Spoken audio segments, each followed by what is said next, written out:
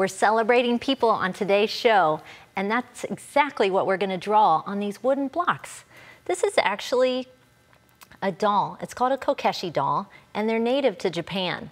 And the thing that makes them really fun is they can be stationary like this, or you can twirl them around. Each block is separate, and change the outfits and faces of each of the dolls in between. Each side of the blocks have a different outfit or kimono, and I think they're really fun. I'm excited to show you how to make them. Let's take a look at what we need to do that. You're going to use some permanent ink pens in fine tips. You'll need a pencil, some paper, permanent markers. These are fun because they have fine tip and wide tip, some glue dots, some wood blocks. I'm using square wood blocks, and then I've also got these fun ones with some round faces on the front. But you could also just use 3 of the square blocks. You'll need some scissors, and I think we're good to go. So the first thing we're going to do is make a pattern.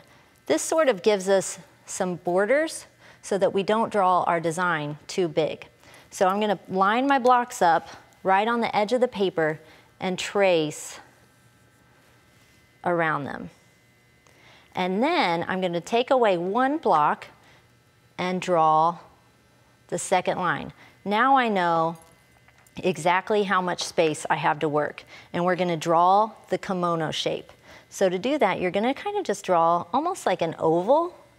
So you're going to come up from the bottom, and this is, let's just pretend this is where her face is going to be. Then you'll go down and make it a symmetrical shape. Then we need some sleeves and some hands. So I'm going to go ahead and draw the hands like that. And then, because of the way her robe is designed, you're going to draw an internal shape, another oval, like kind of almost a mix between an oval and a diamond. And what we're going to do is then cut those pieces out. So I've got this part, and then well, we'll get to that in a minute. So let me grab my blocks, and you're going to lay this right on top of your 2 block pieces and hold it really secure. It's good to have a grown-up help you hold your pattern in place. And you'll just trace around your shape. Then you're going to cut out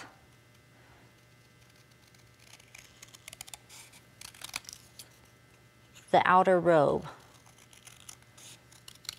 And you have the inside part now. And you'll trace around that as well. And now we can start adding details like the belt and the neckline. And I've gone ahead and done that here. Now, we can go ahead and start coloring. That's my favorite part, once we get everything drawn in. So I've gone ahead and started coloring. Let me just show you these fun markers. So I've got a fine tip. Let's save that for a minute. This is the side I want to show you now. If you want to cover a large area fast, you can do this with this side of the marker. The other nice thing is these markers go on any surfaces. Like, it's fun to color on things other than paper, like these wood blocks, right?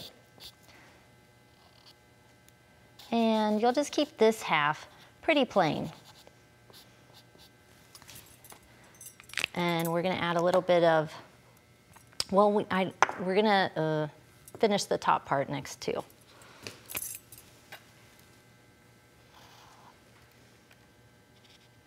And you kind of want to outline your shape so that you don't accidentally color outside the areas. And you would just do this for your whole design. And you can get as detailed as you want, coloring in your belt with the light blue. It's always a good idea to keep your blocks together so that your outfit lines up as you're coloring. And then now, I'm just going to rotate this so you can see what I've got going.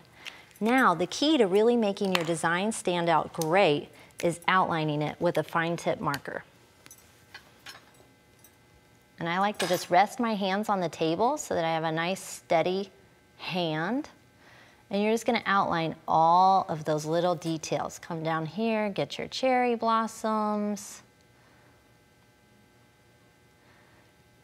And you'll be able to find the patterns for these on the website, so you can make your own.